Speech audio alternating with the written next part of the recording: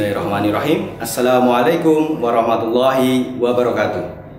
Apa kabar Ananda sekalian? Semoga Ananda selalu dalam keadaan sehat, kemudian dalam perlindungan Allah. Terutama di masa pandemi ini, semoga Ananda selalu mendapat perlindungan dari Allah Subhanahu wa Ta'ala agar terhindar dari virus COVID-19 ini.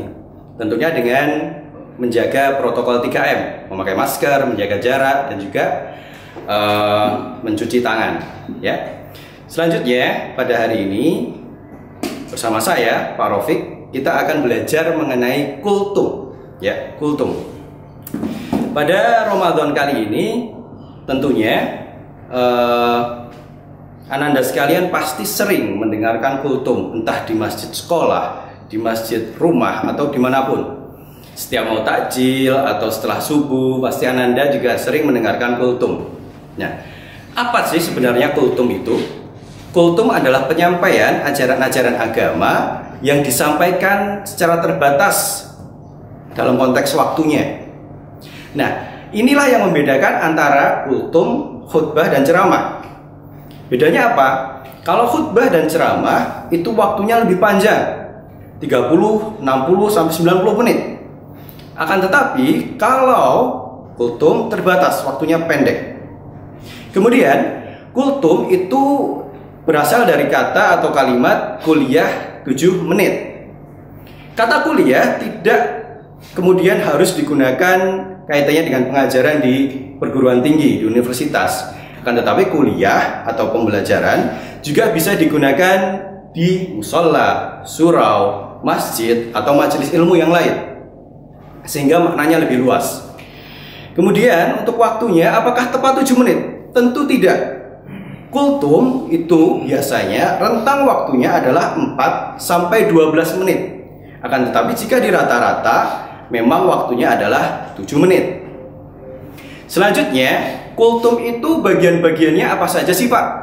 Untuk kultum sendiri ada beberapa struktur atau bagian di dalamnya. Yang pertama, pembukaan. Di bagian pembukaan ini Ananda bisa mengucapkan salam dulu kepada para jamaah. Selanjutnya pujian kepada Allah Subhanahu wa Ta'ala, sholawat kepada Rasul, dan tentunya menyapa jamaah.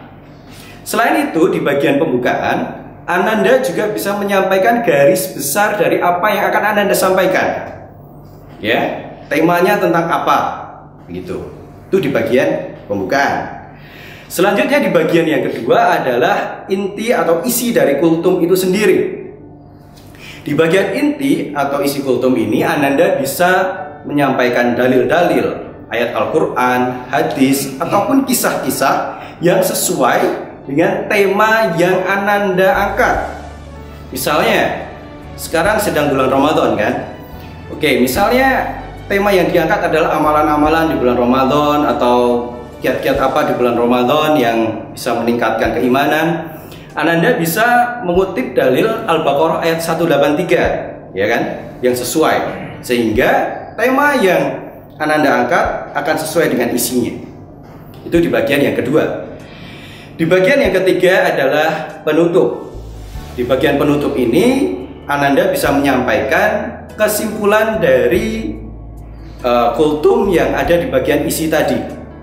Ya kan, bagian isi tadi bisa Ananda simpulkan di bagian penutup. Di bagian penutup juga bisa Ananda tutup dengan doa. Setelah ditutup dengan doa, tentunya jangan lupa tutup dengan salam kepada para jamaahnya. Selanjutnya, bagaimana tata cara kultum yang tepat? Pak, tata cara kultum yang tepat gimana sih? Paling tidak itu ada 4.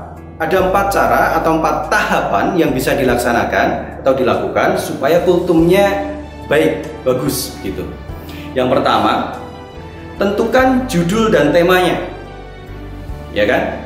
Anda bisa menentukan dulu judul dan temanya apa. Kemudian baru setelah itu masuk ke tahap yang kedua. Tahap yang kedua apa? Tahap yang kedua adalah mencari dalil atau kisah yang sesuai. Mencari hadis, mencari ayat-ayat Al-Quran, atau kisah-kisah Nabi, atau kisah-kisah sahabat, atau kisah inspiratif yang sesuai dengan tema atau judul tadi. Selanjutnya bagian ketiga adalah buat outline. Outline itu apa Pak? Outline adalah garis besar. garis besarnya bisa kita bagi menjadi 3 bagian tadi. Bagian pembuka, isi, dan penutup. Di bagian pembuka, Ananda bisa menuliskan apa saja yang akan dilakukan. Bagian isi juga seperti itu sampai penutup. Sehingga nanti Ananda maju membawa catatan kecil akan lebih mudah untuk menyampaikannya. Selanjutnya di bagian keempat adalah meningkatkan rasa percaya diri Ananda. Pak, saya orangnya pemalu, saya orangnya introvert, tidak terbuka dengan orang lain. Kalau ada di hadapan orang itu rasanya nervous dan lain sebagainya. Tenang saja, ada beberapa kiat supaya Ananda ini bisa lebih percaya diri untuk berbicara di depan orang banyak. Yang pertama, Ananda bisa berlatih dulu di depan cermin.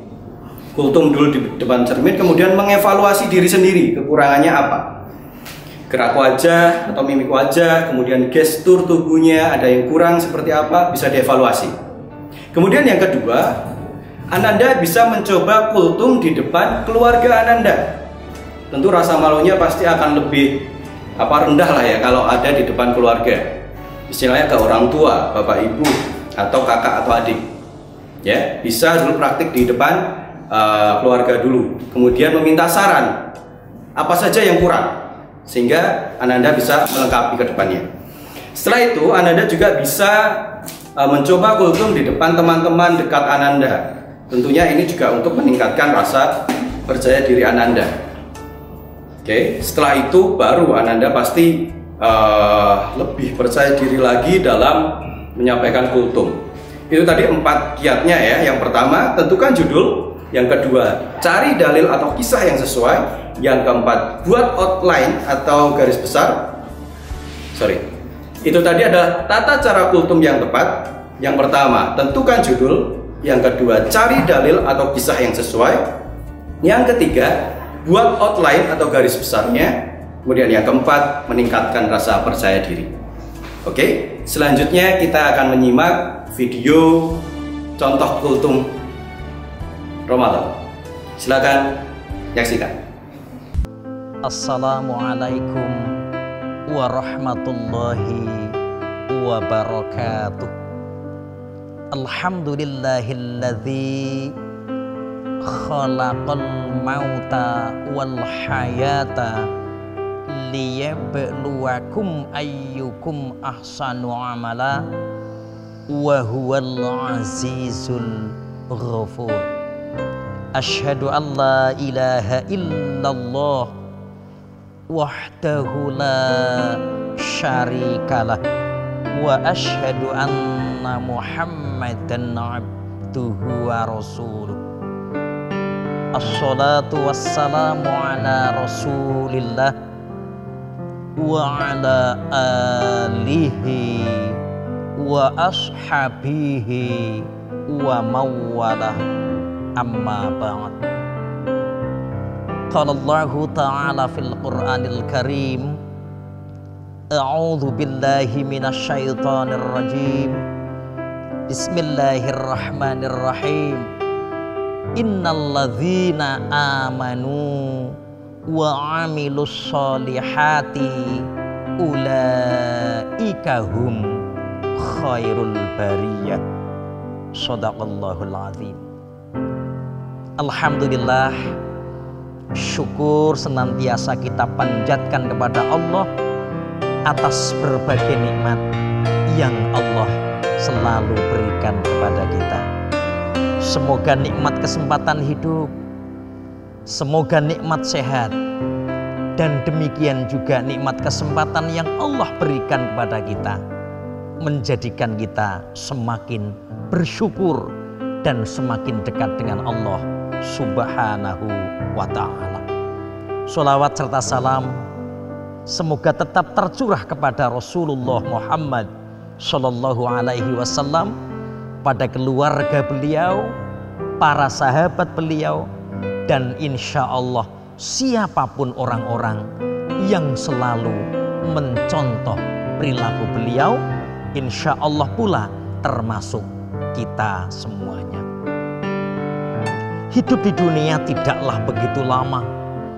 Tentu kita harus berjuang dan berusaha untuk menjadi hamba Allah yang terbaik, yang dalam Al-Quran surah Al-Bayyinah dikatakan khairul bariyah, sebaik-baiknya hamba Allah. Siapa sebetulnya sebaik-baiknya hamba Allah? Mereka itu adalah innalladzina amanu wa amilus solihati. Sesungguhnya orang-orang yang beriman dan beramal soleh itulah hamba Allah yang terbaik. Mengapa orang yang beriman dikatakan sebagai hamba Allah yang terbaik? Rasulullah memberikan sebuah penjelasan. Ajaban li amril mu'min. Sungguh orang yang beriman itu punya dua sifat yang menakjubkan yang tidak dimiliki oleh orang lain. Apa sifat yang pertama? Sifat yang pertama adalah selalu bersyukur ketika mendapatkan kenikmatan dari Allah, berupa apapun kenikmatan itu, dan sekecil apapun kenikmatan itu, tidak pernah melewatkan untuk bersyukur. Tidak sebatas biqauli alhamdulillah, tapi hatinya juga bersyukur. Namun demikian juga perilakunya juga perilaku orang yang bersyukur. Sifat yang kedua orang yang beriman itu adalah mereka selalu bersabar. Kita mendapatkan berbagai ujian Allah subhanahu wa ta'ala. Sifat syukur, sifat sabar bukan dua sifat yang datang seketika, namun butuh proses, namun butuh riyadhah, namun butuh latihan. Mengapa butuh latihan? Karena memang manusia diciptakan Allah dengan membawa tiga sifat bawaan.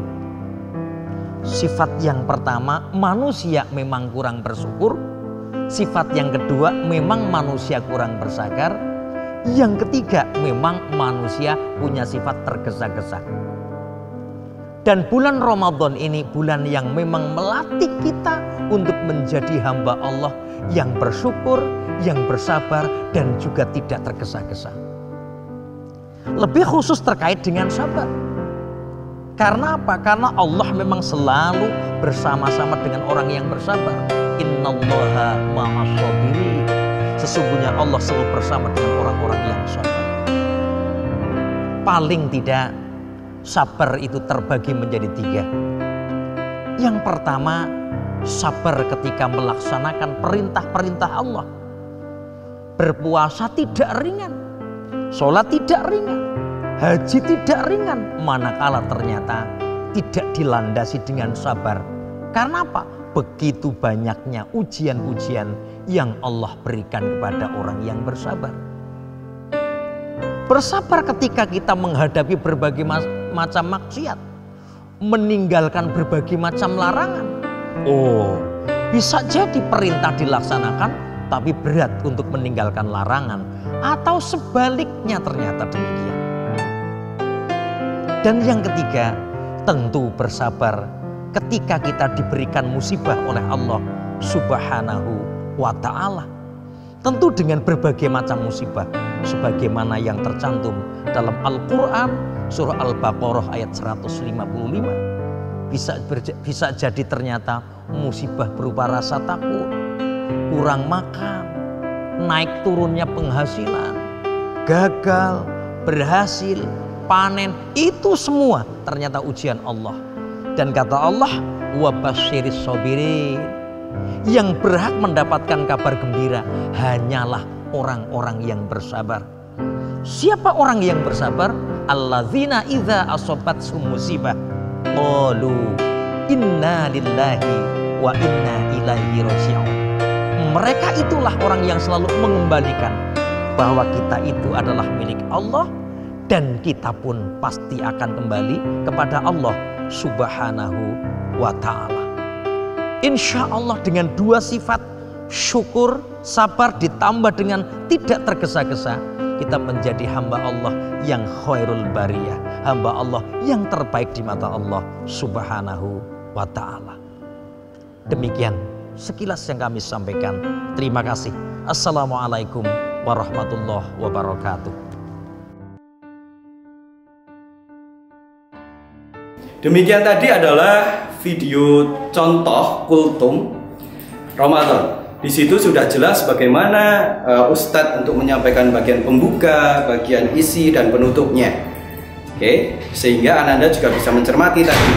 Oh, ternyata kultum yang baik itu yang seperti ini, penyampaian dalilnya seperti ini, pembukaannya seperti ini, penutupnya seperti apa juga Anda bisa mencermati. Mungkin itu yang bisa Bapak sampaikan untuk hari ini. Semoga Ananda selalu diberikan keberkahan di bulan Ramadan ini dan selalu diberikan kesehatan. Jangan lupa untuk selalu menerapkan protokol kesehatan, terutama 3M. Baik, terima kasih. Billahi taufiq wal hidayah. Wassalamualaikum warahmatullahi wabarakatuh.